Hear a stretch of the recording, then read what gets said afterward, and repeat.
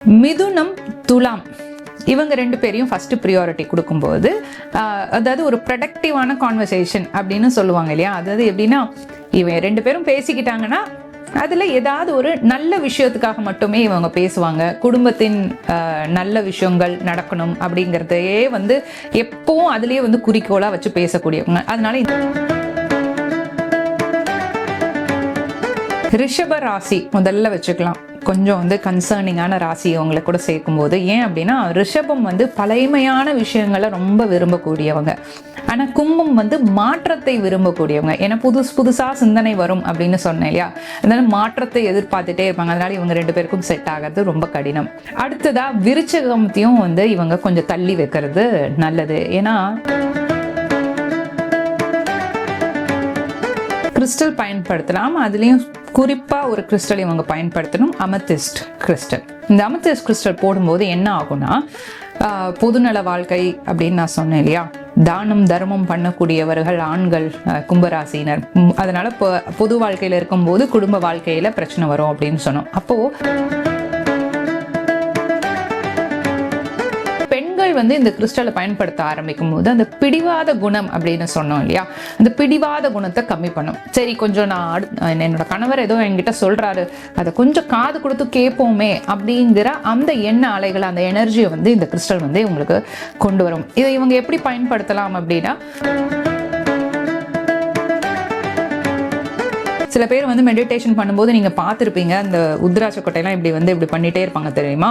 108 count பண்ணுவாங்க, 108 times. அதுக்கும் இவங்க அந்த கிறிஸ்டலை பயன்படுத்தலாம். அது எதுக்காக அப்படின்னா, உங்களோட விரல்கள், உங்களோட ஸ்கின் வந்து அந்த கிறிஸ்டலில் டச் ஆக அந்த இடத்துல ஆக்டிவேட் ஆகும்.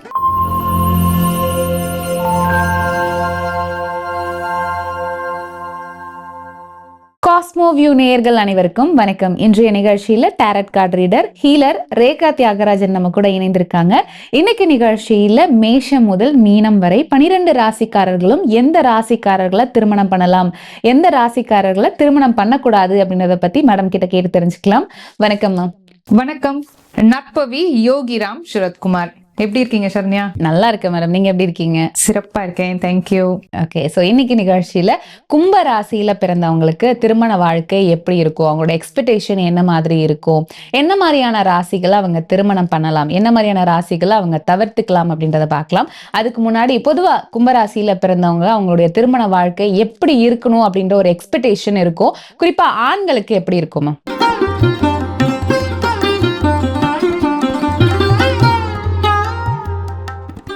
கும்பராசி நேயர்கள் வீடியோ பார்த்துட்டு இருக்கீங்க அப்படின்னா கமெண்ட் செக்ஷன்ல ஃப்ரெண்ட் அப்படின்னு கமெண்ட் பண்ணுங்க.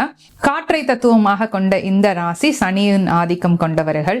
அதனால வந்துட்டு எப்பவுமே வந்து சுயநலமே இவங்க கிட்ட இருக்காது. அதனால திருமண வாழ்க்கையில ஆண்களாக இருந்தா வந்து ரொம்ப சமூக நலம் அதிகமா இவங்களுக்கு இருக்கும். அதாவது பொது நலத்துல வந்து ரொம்ப ஈடுபாடு ரொம்ப அதிகமா இவங்களுக்கு இருக்கும்.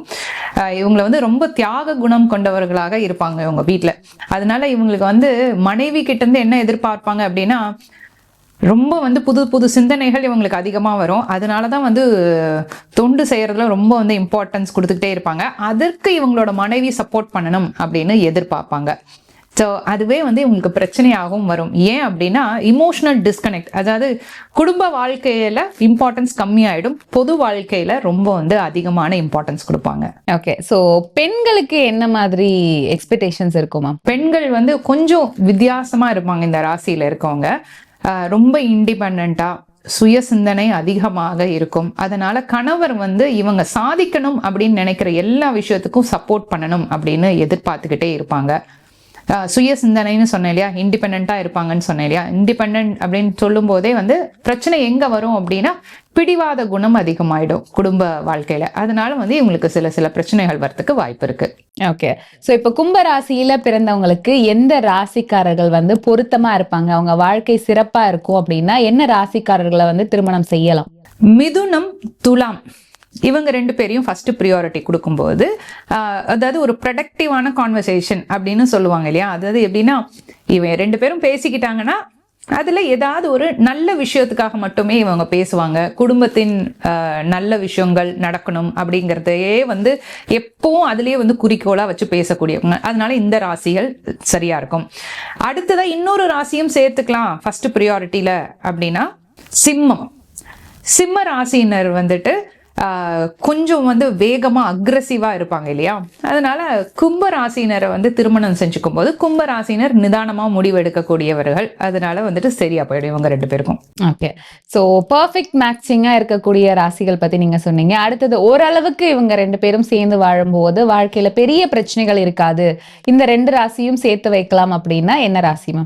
மேஷம், தனுசு இந்த 2 ராசியுமே வந்து அடுத்தபடியாக இவங்க மேட்ச் பண்ணிக்கலாம். இதுல என்ன ஒரு இன்ட்ரெஸ்டிங்கா இருக்கும் அப்படின்னா, மேஷமும் தனுசும் சேரும்போது கும்பராசினரோட சேரும்போது கும்பராசினர் ரொம்ப பொது நல வாழ்க்கையில ரொம்ப ஈடுபட்டுட்டே இருப்பாங்கன்னு சொன்னேன் இல்லையா? அதனால இந்த ராசினர் வந்துட்டு ஓரளவுக்கு ஓகே அப்படின்னு ஒத்துப்பாங்க. சரி ஓகே, கொஞ்சம் நீங்க வந்து வெளியில போயிட்டு உங்களோட பப்ளிசிட்டி வந்து கொஞ்சம் இன்க்ரீஸ் பண்ணிக்கங்க அப்படின்னு ஒத்துக்கிறதுக்கு இந்த ராசினரும் சேர்த்துக்கலாம்.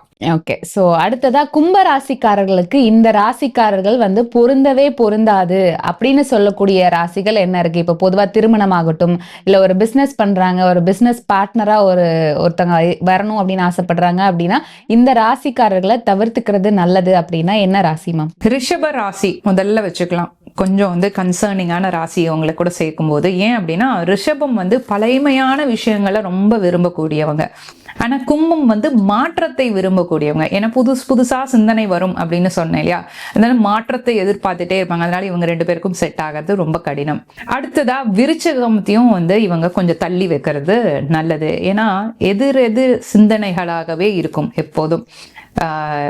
ஈகோன்னு சொல்ல முடியாது, பொதுநல வாழ்க்கை இவங்களுக்கு பிடிக்காது. அதனால வந்துட்டு கும்பராசினரை வந்து இவங்க கல்யாணம் பண்றாங்க அப்படின்னா அந்த எண்ணமே வந்துட்டு என்னது இது எப்ப பார்த்தாலும் அங்கேயே போயிட்டு டைம் ஸ்பெண்ட் பண்றாங்க அப்படிங்கிற மாதிரி எண்ணம் வந்து இவங்களுக்கு வர ஆரம்பிச்சிடும். அதனால இதையும் தவிர்க்கிறது நல்லது.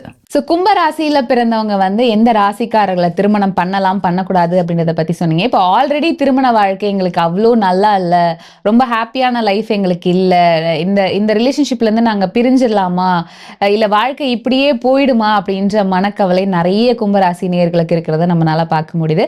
சோ இந்த மாதிரி மன பிரச்சனை இருக்கிறவங்க அதுக்கு ரெமெடியா என்ன விஷயங்கள் எல்லாம் பண்ணும்போது இந்த பிரச்சனைகளுக்கு தீர்வு கிடைக்குமா? கிறிஸ்டல் பயன்படுத்தலாம். அதுலயும் குறிப்பா ஒரு கிறிஸ்டல் இவங்க பயன்படுத்தணும், அமெத்திஸ்ட் கிறிஸ்டல். இந்த அமெத்திஸ்ட் கிறிஸ்டல் போடும்போது என்ன ஆகும்னா, பொதுநல வாழ்க்கை அப்படின்னு நான் சொன்னேன் இல்லையா, தானம் தர்மம் பண்ணக்கூடியவர்கள் ஆண்கள் கும்பராசினர். அதனால பொது வாழ்க்கையில இருக்கும்போது குடும்ப வாழ்க்கையில பிரச்சனை வரும் அப்படின்னு சொன்னோம். அப்போ தீர்க்கமான சில முடிவுகள் எடுக்கிறதுக்கு இந்த கிறிஸ்டல் வந்து இவங்களுக்கு அந்த கரெக்டான ஸ்டேபிள் அப்படின்னு சொல்லலாம், ஸ்டேபிளா ஒரு முடிவு எடுக்கிறதுக்கு 2 சைடும் மனைவியும் வந்து சமாதானப்படுத்துற மாதிரி குடும்ப வாழ்க்கையிலையும் டைம் ஸ்பெண்ட் பண்றதுக்கும், அதே மாதிரி இவங்களுக்கு இருக்க அந்த புது சிந்தனைய உலகத்துக்கு சொல்றதுக்கும் இவங்களுக்கு வந்து இந்த கிறிஸ்டல் வந்து பயன்படும். இதுவே வந்து பெண்கள் வந்து இந்த கிறிஸ்டலை பயன்படுத்த ஆரம்பிக்கும் போது அந்த பிடிவாத குணம் அப்படின்னு சொன்னோம் இல்லையா, அந்த பிடிவாத குணத்தை கம்மி பண்ணும். சரி கொஞ்சம் நான் என்னோட கணவர் ஏதோ என்கிட்ட சொல்றாரு, அதை கொஞ்சம் காது கொடுத்து கேட்போமே அப்படிங்கிற அந்த எண்ண அலைகள், அந்த எனர்ஜியை வந்து இந்த கிறிஸ்டல் வந்து இவங்களுக்கு கொண்டு வரும். இதை இவங்க எப்படி பயன்படுத்தலாம் அப்படின்னா, மாலையாக, அதாவது பெண்டன்ட் மாதிரி இவங்க போட்டுக்கலாம், அல்லது ஃபுல்லா கிறிஸ்டலாக அமெத்திஸ்ட் கிறிஸ்டலே ஃபுல்லா கூட போட்டுக்கலாம். இந்த அமெத்திஸ்ட் கிறிஸ்டல் ஃபுல் மாலையா போடும்போது ஹை வைப்ரேஷனும் இருக்கும். எஸ்பெஷலி இவங்க வந்து இந்த பௌர்ணமி நாட்கள்லாம் மெடிடேஷன் பண்ணும்போது இதை யூஸ் பண்ணாங்கன்னு வச்சுக்கோங்களேன், இந்த ஓம் சாண்டிங் இதுக்கெல்லாம் பயன்படுத்தினாங்க அப்படின்னா சூப்பர் எஃபெக்டிவா இருக்கும், நல்ல ஒரு மாற்றம் இருக்கும் இவங்களோட குடும்ப வாழ்க்கையில. ஓகே, நீங்க மெடிடேஷன் பண்ணும்போது கூட இதை கூட வச்சுக்கலாம் அப்படின்னு நீங்க சொல்லியிருந்தீங்க. ஸோ இதை எப்படி பயன்படுத்தலாம்? கைகள்ல இருந்தா போதுமா, இல்ல அந்த இடத்துல நம்ம வச்சு மெடிடேஷன் பண்ணும்போதே நமக்கு அந்த எனர்ஜி பவர் வந்து ஃபீல் பண்ண முடியுமா? கையில சும்மா வச்சுக்கும் போதே நிச்சயமா அந்த எனர்ஜியை உணர முடியும்.